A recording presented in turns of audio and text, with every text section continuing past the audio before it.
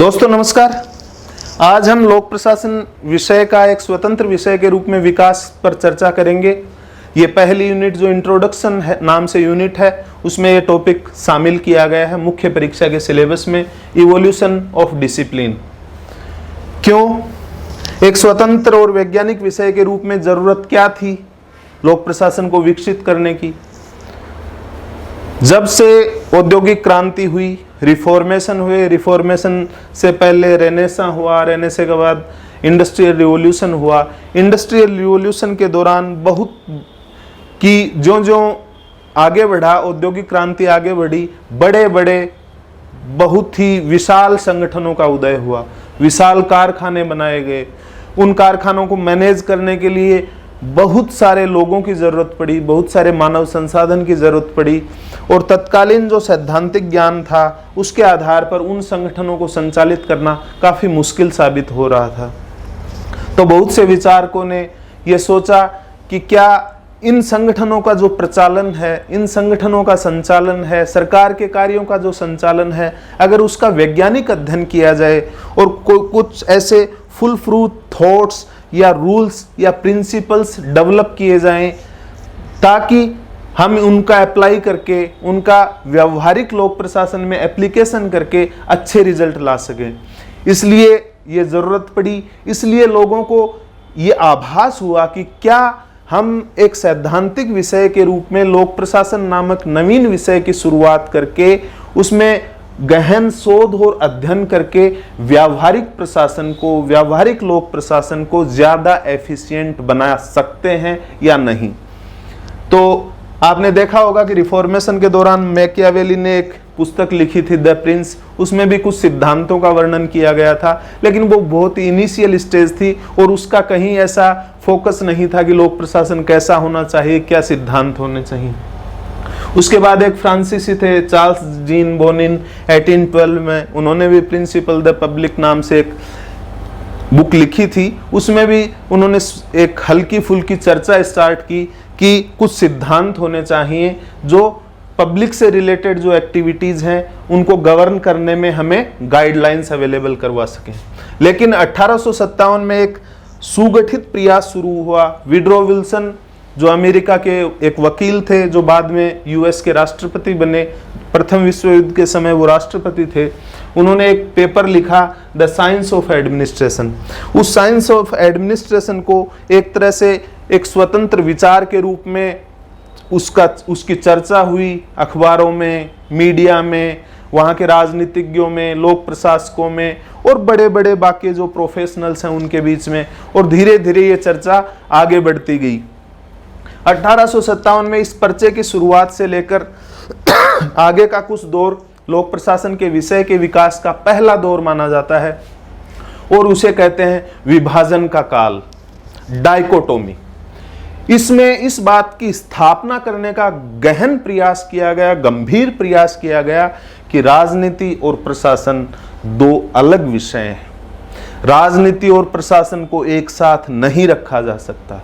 दोनों में अलग अलग योग्यताओं की, अलग अलग विशेषताओं की जरूरत होती है। अलग अलग गुण के लोग, एक लोक प्रशासक के रूप में अलग व्यक्तित्व का व्यक्ति सफल हो सकता है और राजनीतिज्ञ के रूप में उसको अलग विशेषकों की जरूरत होती है।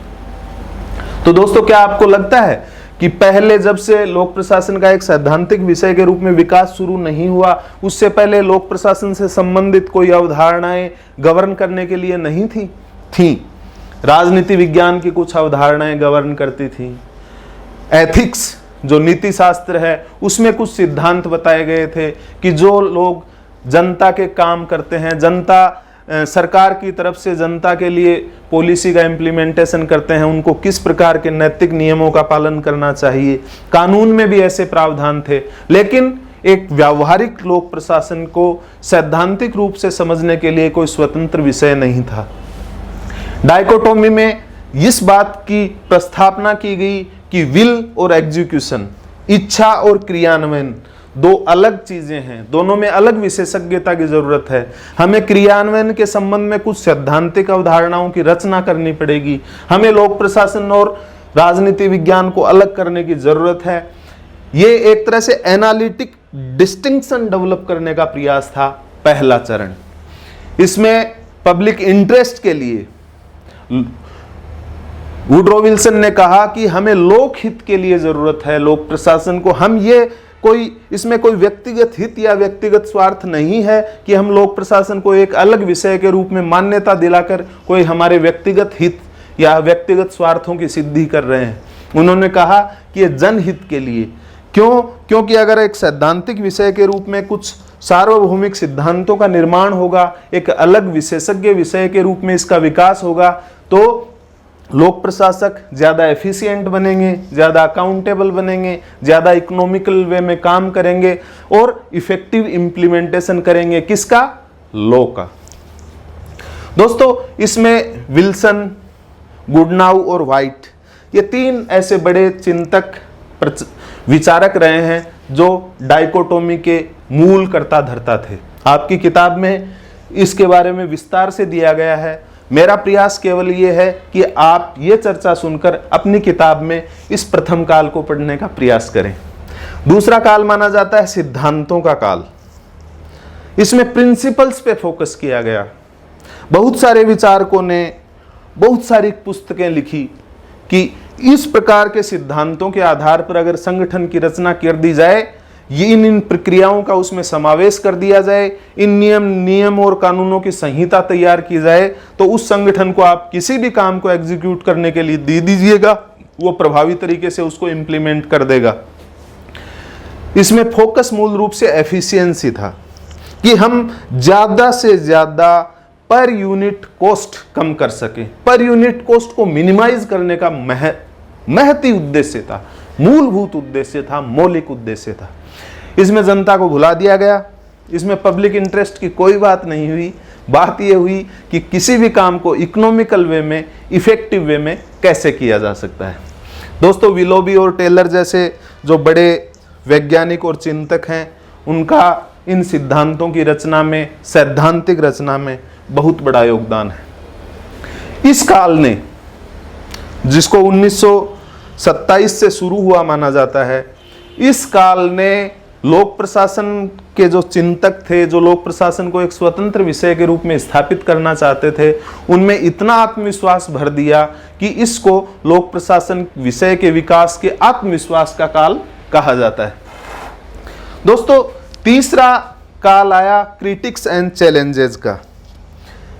जब सिद्धांतों की बहार आ गई, बहुत सारे सिद्धांत विकसित कर लिए गए और ये दावा किया जाने लगा कि इन सिद्धांतों का अगर व्यावहारिक लोक प्रशासन में उपयोग कर दिया जाए तो आप किसी भी लक्ष्य की प्रभावी तरीके से पूर्ति सुनिश्चित कर सकते हैं। लेकिन जो ही आत्मविश्वास बढ़ रहा था और लग रहा था कि लोक प्रशासन एक स्वतंत्र विषय के रूप में विकसित हो चुका है, कुछ ऐसे चिंतक आए जिन्होंने सारी नींव हिलाकर रख दी और ऐसा लगने लगा कि यह लड़खड़ा कर अब गिरने ही वाला है और लोक प्रशासन को इस स्वतंत्र विषय के रूप में विकसित होने में सक्षम नहीं है।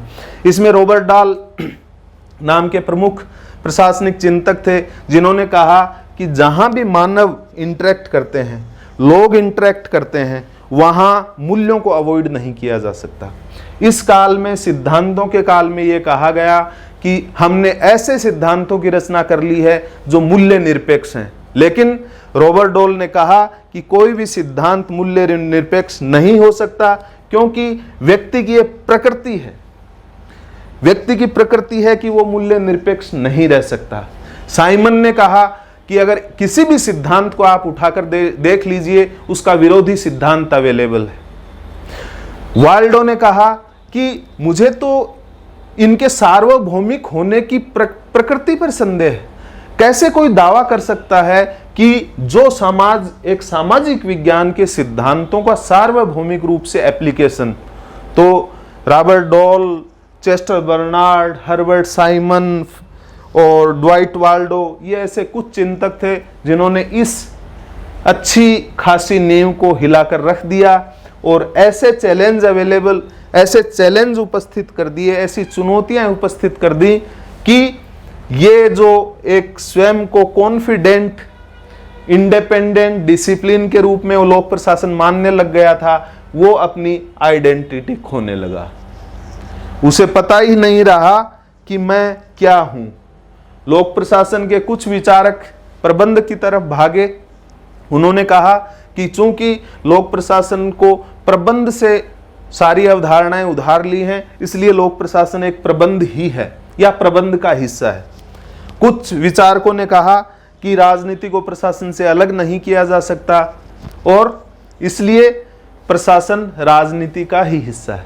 यानी इस चौथे चरण में आकर लोक प्रशासन ने अपनी पहचान खो दी और जो स्थिति 1887 में वुड्रो विल्सन ने जो वैचारिक आधार तैयार किया था, जिस विज्ञान की बात की थी, वो किला आकर यहां भरभरा कर ढह गया।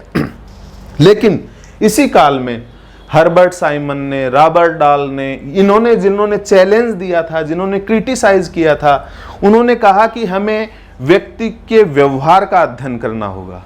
अगर हम व्यक्ति के व्यवहार का अध्ययन कर सके, क्रॉस नेशनल, ट्रांसनेशनल अगर एक्सपेरिमेंट कर सके विविध ऑर्गेनाइजेशंस के बारे में कि अलग अलग संस्कृतियों में संगठन कैसे काम करते हैं, लोगों के व्यवहार को साइकोलॉजी के माध्यम से, व्यवहार विज्ञान के माध्यम से समझा जा सकता है। और अगर हमने इस व्यवहार का अध्ययन कर लिया, सांगठनिक व्यवहार का अध्ययन कर लिया, व्यक्तिगत व्यवहार का अध्ययन कर लिया, तो हम ऐसे कुछ प्रिडिक्शन कर सकते हैं कि कुछ ऐसे नियम बना सकते हैं कि अगर उनको व्यवहारिक लोक प्रशासन में लागू कर दिया जाए तो अपेक्षित परिणाम मिलेंगे।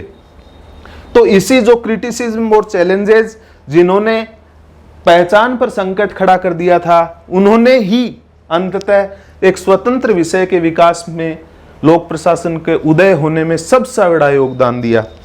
जब रिग्स ने परिकल्पना की, अलग अलग देशों के, विकासशील देशों के लोक प्रशासन का अध्ययन किया, जब स्वतंत्र राष्ट्रों का निर्माण हुआ सेकेंड वर्ल्ड वॉर के बाद पूरे विश्व में, उसके बाद जो अंतर संपर्क बढ़ा, जब रॉबर्ट डॉल और ये Herbert Simon, Abraham Maslow, Frederick Herzberg, Argyris, बहुत सारे हम पढ़ेंगे आगे, बहुत सारे ऐसे प्रशासनिक चिंतक थे, मनोवैज्ञानिक थे, पॉलिसी रिसर्चर्स थे।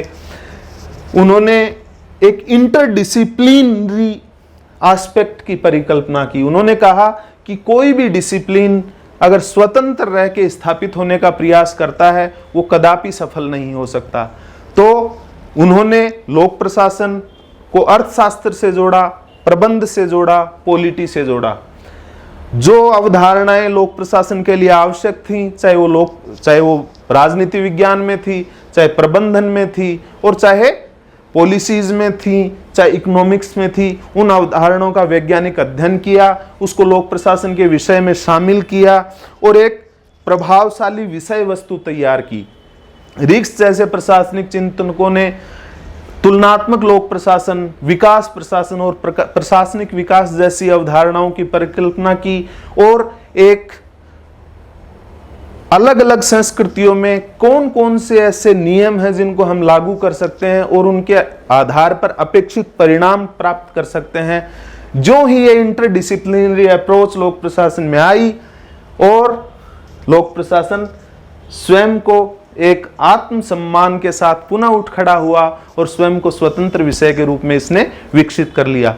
इस लोक प्रशासन को स्वतंत्र विषय के रूप में विकसित करने में सबसे बड़ा योगदान नव लोक प्रशासन का माना जाता है, क्योंकि नव लोक प्रशासन ने उस मूल मर्म पर प्रहार किया जो इस द्वितीय काल में जिसको भुला दिया गया था। Public interest, values, social equity, relevance, इस प्रकार के कुछ मुद्दे थे।